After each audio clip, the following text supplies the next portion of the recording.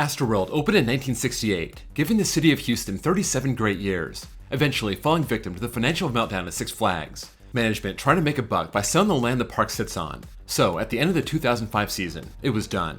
While Six Flags was pouring money into other parks in the chain, Astroworld was sadly neglected, but they still saw 12 coasters come and go. I never got to ride these, so let's take a look at these, not subjectively, but objectively. Let's go through Astroworld history and find out which coaster is the tallest, fastest, longest, best paced, and rank them up based on prime ride time.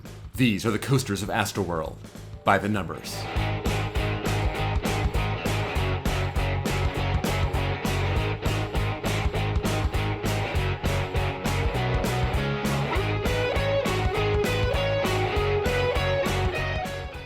If you're new to the series, prime ride time starts when the train picks up speed off the lift and ends when it hits the final brakes. For launch coasters, the clock starts when the launch starts. Mid-course brake runs are left in, but if it slows the train down too much, it'll add to the ride time but hurt the pacing.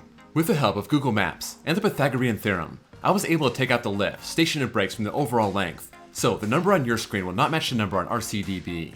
This is Astroworld by the numbers, but if you want to see me rank up all the coasters, or if you want to see my full-length documentary on the history of the park, check out my links down below. In 12th place with 22 seconds is Swamp Buggy, a Chance Rides toboggan, opened in 1970, closed in 1972.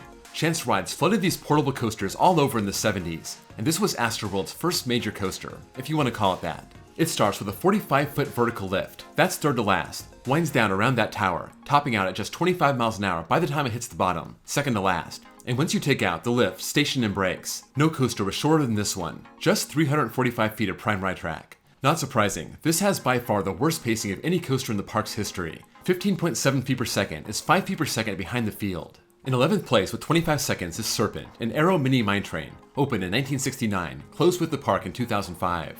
Here was the park's first coaster, opening the year after the park. A good setting, lots of trees around it, riding that terrain, but a basic family coaster. It had a 20-foot lift, that's last place, only hits 14 miles an hour, also last. But thanks to Swamp Buggy, it's not the shortest. At 649 feet of prime ride track, it's 300 feet longer than Swamp Buggy, and it actually beats two coasters when it comes to pacing, third to last at 26 feet per second. It does seem like this was sent around its course twice, but it's a by the numbers rule, only the first lap counts. In 10th place with 30 seconds is Greezed Lightnin, a Schwarzkopf shuttle loop, opened in 1978, closed with the park in 2005. Once Six Flags took over, this park got some very solid additions, including this shuttle loop, launching the train out at 60 miles an hour using a flywheel launch. That's tied at number 1, going up a 138-foot spike. How high you go depends on the row you're sitting in, but no matter how you cut it, that spike was the tallest coaster point in the park, clearing the field by 28 feet. When it comes to length, you have to account for the whole track twice, traversing all of it forward and backward. So at 1,698 feet, it's near the middle in 7th, and it's right back on top in the pacing category. No shock there. Whipping through that loop and only slowing down on the spikes, 56.6 feet per second is almost 7 feet per second clear of the field. In 9th place with 31 seconds is Viper, a Schwarzkopf looper, opened in 1989, closed with the park in 2005. Yet another Schwarzkopf, this one coming from Six Flags St. Louis, but not the last. This Looping Star model had an 80-foot twisted drop to start, 7th place, and as you would expect, that top speed is also in the middle, 47.8 miles an hour, good for 6. Going into that one loop, and then going into low-to-the-ground turns, wrapping around that layout, 1,546 feet down in 8th place. But since this doesn't rise up and lose any speed, it's second in pacing at 49.9 feet per second, only beaten by Greezed Lightnin, standing at 56.6 feet per second. In 8th place with 33 seconds is Ultra Twister, a Togo Ultra Twister, opened in 1990, closed with the park in 2005. This came from Great Adventure, another one of those ride rotation program coasters, and it found its permanent home here, the only one of its kind to ever come to America. When it moved here, it replaced the vertical lift with an angle lift, standing 97 feet tall and using a near vertical 92-foot drop. That's 4th, but somehow only gets up to 44 miles an hour, all the way down in 9th place. This coaster has no turns, it just goes into an airtime hill and a heartline roll, and then hits a switch track, coming to a stop. In the POV I saw, it stopped for about 9 seconds, and since that includes the time it takes to tilt you backward, I treated this like a mid-course brake run, not a second lift hill, so those 9 seconds do count. Even then, it still only had 33 seconds of ride time. It dumps the car out backwards into the final 2 inversions, and the right ends. Naturally, this linear layout isn't going to be crazy long, so its 1,112 feet of track is 9th. And that 9 seconds of extra ride time brought its pacing down to 33.7 feet per second, 8th place. Had I taken that 9 seconds out and said it only had 24 seconds of ride time, that would have taken its pacing to 46.3 feet per second, landing it in 4th place. but I did include it, so it has to live with 8th. In 7th place with 37 seconds is Serial Thriller, a Vekoma SLC, opened in 1999, closed with the park in 2005.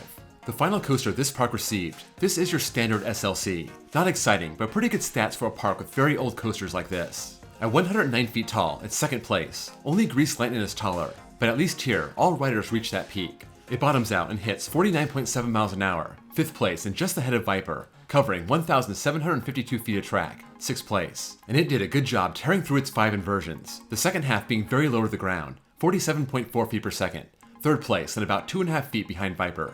In 6th place with 46 seconds is Mayan Mindbender, a Vekoma MK700, opened in 1995, closed with the park in 2005. This indoor coaster is very family friendly, built more for its themed experience over thrills, and when this closed, it moved to Wonderland in Amarillo, Texas. So, since this was an indoor dark ride, I'm going to show you what it looks like now, and you can clearly see the layout. It uses a tire lift to get up its 28-foot lift hill, 2nd to last, winding around just short of 1,000 feet of track, 3rd to last. And given that it doesn't have a main drop, it just keeps building speed as it winds down. It makes sense that it's 2nd to last in pacing at 28.8 feet per second, behind Serpent and only ahead of Swamp Buggy. But here's the weird stat. Apparently, its top speed is 45 miles an hour, 8th place. That's even faster than the 92-foot Ultra Twister. It only makes sense if somehow it keeps picking up speed the whole time, and by the end it finds its way to 45 miles an hour. Otherwise, this stat may be off. In 5th place with 52 seconds is Accelerate, an aero suspended coaster, opened in 1984, closed with the park in 2005. This is the one coaster in the park that had 2 lift hills, and by my count, it had 26 seconds in the first half and 26 in the second half, taking a 34-second break to rise up the second lift. This stands 81 feet tall, 6th place, doesn't have a main drop, so it only hits 34.1 miles an hour, 3rd to last, swinging through that course. Kind of 2 short rides linked together by a second lift. 2,280 feet of total prime ride track is good for 3rd place. And since I do not count the time on the second lift, its pacing lands in the top 5, 43.8 feet per second. In 4th place with 57 seconds is Batman the Escape, an Intamin stand-up, opened in 1993, closed with the park in 2005. Another ride rotation coaster, finding its way to Astroworld and never leaving. This had a run at Magic Mountain, then Great Adventure, and here it is. 90 feet tall, 85-foot drop. That's 5th place and just ahead of Accelerate, hitting a top speed of 55 miles an hour. Pretty modest, but it lands at number 3 in the park, going into its 1 inversion, a vertical loop, and then rising up and twisting down, over and over, covering over 1,900 feet of track just doing that. Good for top 5, but its tendency to rise up and twist around slows the ride down a lot, this landing in the bottom half of pacing, 7th place at 33.9 feet per second, barely beating Ultra Twister. And remember, that includes the time it stops for the switch track. In 3rd place with 64 seconds is Texas Tornado, a Schwarzkopf looper, opened in 1998, closed in 2000. Aside from Swamp Buggy, this for sure is the shortest lived coaster in the park's history, having some issues staying open. Six Flags deciding in the end to move it to a much less humid climate, ending up at Marine World in 2003. This had a 115-foot curved lift, starting with a 98-foot twisted drop, 3rd place, maxing out at 54 miles an hour, 4th place and only 1 mile an hour behind Batman, going into 4 loops, twisting up and resetting with a trim brake. Then doing the same thing over and over again. It looked like a very intense experience, but those trims seem to hit hard, and there's a bunch of them. And even then, it's 45.9 feet per second, which is good for 4th place. Finally, this is by far the longest coaster in the park. Over 2,900 feet of prime ride track it covers in just over a minute. In 2nd place with 68 seconds is Texas Cyclone, a Frontier Construction wooden coaster, opened in 1976, closed with the park in 2005. The first coaster Six Flags got for the park, and a lot of people would say it was still their best when it shut down.